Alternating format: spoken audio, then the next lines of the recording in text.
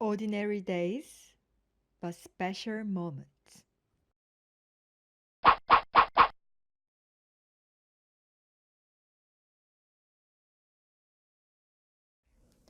There's a dirt under his fingernails. It looks lovely.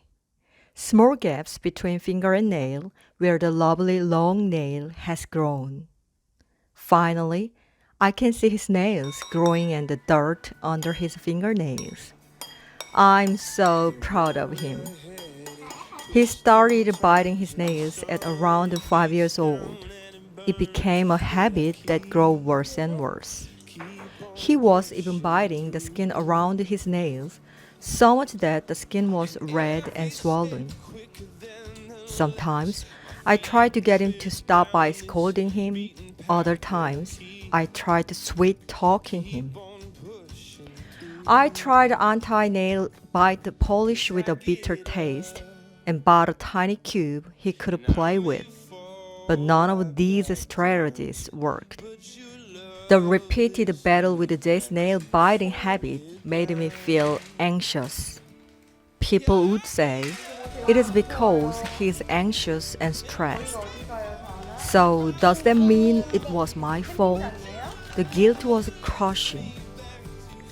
I was always a working mom. I worked before and after my first child was born. I came to realize how easy my first child was after my more hands-on second child came along.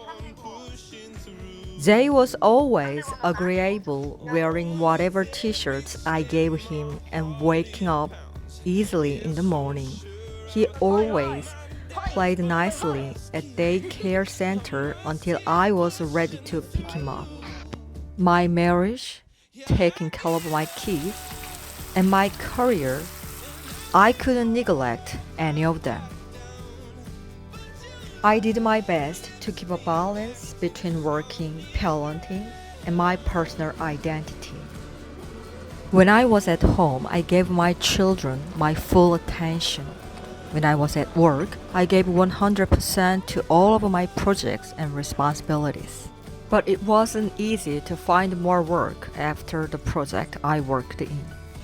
Along with that, I wished I could have had a degree related to my job. And I asked myself, is it possible to handle everything? Let's face reality. I would be exhausted. I decided to focus on getting a master's degree and on my children. I let go of the career that had I worked before and after delivering my babies. There was no place I could work at the moment. So, I became a full-time stay-at-home mom. I felt I was left behind while my peers advanced in their careers. But that wasn't even the worst feeling. My biggest fear was for my kids who look up to me at every moment. I was afraid of staying with my children most of my day. I was afraid that they would pick up the flaws I hate most about myself while we spend so much time together. I was afraid of seeing myself in them. Why was I scared?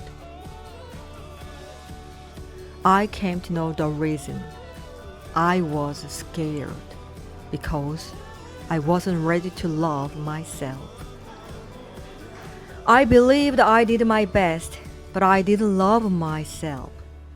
I wasn't ready to examine the deepest parts of myself, embrace what I found, and cherish myself. It was not about giving myself sugary excuses pretending to love myself. I felt deeply that I needed to put in the time and effort to accept my flaws and cherish them. If I didn't cherish and love myself, imperfections and all, then how could I teach my children how to love themselves? Jay's fingers felt like my parenting report card. I needed the courage to go examine myself honestly and connect with my first child. So I started to accept and cherish my curves and edges. We dream of being perfect parents, even if we know that isn't possible. After all, most of us are beginners with no experience in this. I'm still a beginner as a mom. I needed to spend more time and attention learning to cherish myself. But I have been growing with my children, becoming more relaxed than before. Growth. My children and I are growing together, feeling and knowing each other. I see them. I see my son's eyes. I pull him closer to me, wrapping my arm around him, kissing him. A beautiful day, I focus on this moment, smiling together. A grateful day, I focus on this moment, talking together. I entirely focus on connecting with you. I feel you and me. I feel us. I remember the moments when I held your tiny hand and walked together.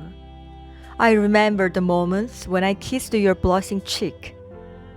As a career woman, we feel guilty for spending time away from our children. As a stay-at-home moms, we fear falling behind in competitive professional world. No matter where we are, we will feel anxiety, but we can't lose sight of precious moments in front of us because of this fear. Right now, I'm with the ones I love, and that is what is most important. Now, this moment. Focusing on myself and the children with me, that's all I need.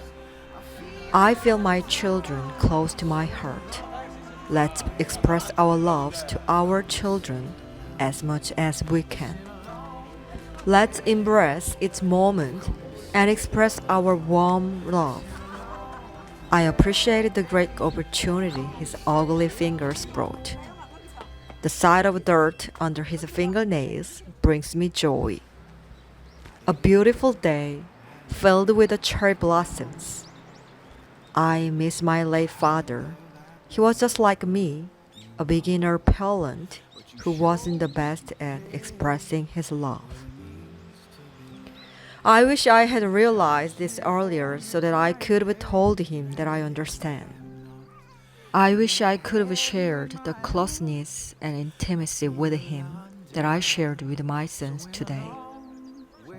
With these memories, I'm reminded that there is nothing more important than living for the moments with the ones you love.